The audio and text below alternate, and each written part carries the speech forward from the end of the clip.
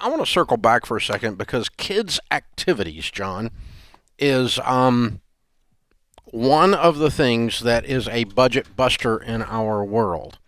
And sometimes I get roundly and wrongly criticized by saying no children should ever have any activity. Dave Ramsey's too cheap. You should never, if you're following Dave Ramsey plan, you should never have a child in any kind of extracurricular activity that costs money ever under any circumstances. That's just not true. Right. I do not say that. I've never said that ever in 30 years of doing this. What I have attempted to do is what we did in the Ramsey household is to use some common sense when it comes to kids' activities. If Little League baseball is funded, but the college fund isn't, ding, ding, wrong. Right. Well, he might play college on a scholarship. He might not, too. She might not, too. Statistically speaking, probably won't. Very statistically speaking. And if they go to college, the chances that they play pro are 1% of the NCAA athletes go pro. 1 freaking %. So how do we translate that statistics? Probably not your kid. Not your kid. Probably not your kid. Not your kid. Right. So, let's think this through then. What are extracurricular activities for? Our piano lessons, dance lessons, Little League sports of all kinds, cheerleading competitions and lessons. Nothing evil inherently about any of them, but like so many things, when they go to an extreme and they violate common sense, many times it's more about the adults than the kids, and you bust your budget doing it. Yeah, man, I've got a whole section in this new book about that, about over the last 25, 30 years, there's this weird switch. Kids used to be furniture or pets at best, right? I've got to make sure we run this household. And over the last 25, 30 years, they've turned into the epicenter of the household. And in the name of nurturing. It started out in the name of nurturing, and it's become in the name of propping up my ego because I'm not happy at work, I'm not happy in my marriage, I'm not happy, I'm disconnected from a church, my community. But if you find yourself waking up thinking about Little League baseball plays, you probably got a problem. If you wake up thinking, if you're an adult, I'm going to pitch this guy in this weekend, or okay, if my daughter can pull this trick off, then she can get this and that. We've gone way overboard, man, and we've taken the fun. The way that the parents treat the referees tell you that it's bananas. I've got friends who are, I worked in college. I got friends who are trainers in college, in universities across the country, telling me they've got athletes who are 18 coming with overuse joint injuries in their shoulders, knees, and hips that they see in elderly populations because these kids from age 4 are getting personalized coaches and specialized this, and you're only going to play this, and you're playing year-round, not doing other sports, not just running and playing and being a kid. There's so much psychology about the importance of just let your kids play. It's how they figure stuff out. It's how they stretch their imagination. They develop neural connections. All that stuff happens. But, man, when they feel like they're in a job, a kid cannot prop up and hold up. And I'm getting fired up about this. I'm sorry. They do not have the strength to hold up a mom or a dad's self-esteem. They do not have the strength to hold up a home. And the number of calls I get on my show about a dad yelling at a kid for his athletic performance, or all of that stuff breeds insanity. Stop it, man. Let your kids play. And your treasure's where your heart is. So always. What if you see that you're spending so much on this that it feels out of whack? You know why it feels that way? Because it's probably out of whack. Right. It's probably out of control. That's right. Now, our kids did cheerleading and took cheerleading coaching a little bit. My kids play, yeah. A little bit, and my kids played rec sports of all kinds. I talked about Daniel playing hockey a minute ago. We spend money on other things around that kind of a thing, but we were under no illusion that our child was going to make a living cheerleading. And I'm under every illusion that if I feel my blood pressure boiling over the performance of a 9-year-old, the problem is not the 9-year-old, the problem is me.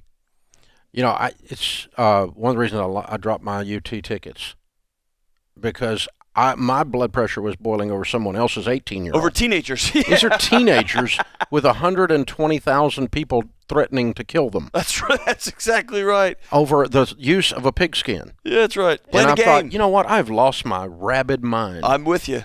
And I'm a football fan, but I spent $1 bazillion to go watch the game to be angry.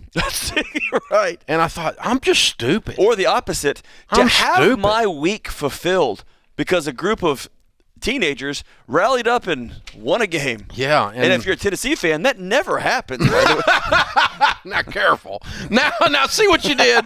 Yeah. I see what you did there. But yeah, we and again, my kids so play again, sports. Is travel sports illegal? No. Is sports illegal? No. Is spending money on violin lessons? No. Music is great. Music is good for the brain development. That's right. I spend money on that stuff for my kids. Yeah. And that's fine. But my wife took piano lessons, and get this, you might be a hillbilly if harmonica lessons. There you okay. So, and we have the harmonica. So we have used it a time or two in some family jokes beyond belief, but giving her a hard time. But she could play neither. Yeah. Now, neither. But she can deal with you, and I think all the lessons she got growing up all came together for a purpose. God doesn't waste anything, Dave. Nothing wasted in God's economy. Nothing's wasted. Oh, touche. So, I mean, that's the thing. So, Let me. Yeah. So, here's the thing. If you are advancing their maturity, their ability to move into adulthood, fine. But if they're playing for you, which you can tell that with some of the symptoms you laid out, that's a problem. And one of the ways you can tell that is the money will tell you, because the money gets out of control. Right. What you're freaking spending on the travel, on the lessons, on the specialization, relative to your overall budget. That's right. Now, again, if you got $20 million and you want to spend $100,000 on your kid to go do whatever, that's fine. Knock your lights out. That's right. fine. That's right. But even that, you got to look at it and go, this is a kid. I just dropped $100K on a sport they're never going to use. Or on a music lesson they're really not going to develop into. A lot of parents have stopped asking their kids, what do you want to do? What do you want to do? One of my worst parenting moments that has become one of my favorite, I would come home, I was exhausted when I was a dean of students, I would plop on the couch and I would watch the Astros game. And I would try to, instead of going out and playing ball with my son, I tried to get him to watch it with me. Going out and being with him, I'd say, hey, let's watch together. And then one day he said, hey, Dad, this is just 6-year-old innocence, said, hey, Dad, do you love me as much as the Astros? And that's when we turned it off and canceled it. And then this is just a few weeks ago, he came and said, called a family meeting. I thought, oh, no, what has happened? Oh, he's 12. He's too young to be saying, hey, Mom, Dad, we need to talk. But he said, I don't know how y'all are going to feel about this, but I'm interested in not playing Sport X this year. I would love to try out for the school play. I've never been prouder of a 12-year-old, which tells us we redeemed that and said, give him some language. What are some things you're interested in? Let's try stuff. Let's expand it. We're not going to – no one's handing out scholarships for 12-year-olds. Let's let these kids go back to playing, and let's let us do the hard work of getting our identity in other places, man. I wish it was not true, but they are giving out scholarships for 12 years. They probably – but they shouldn't be. That's right. Yeah, we're getting there. But the thing is this, guys, you need to – money in your life, where you're putting it and the ratios and where you're putting it will speak to you as a symptom of an underlying problem.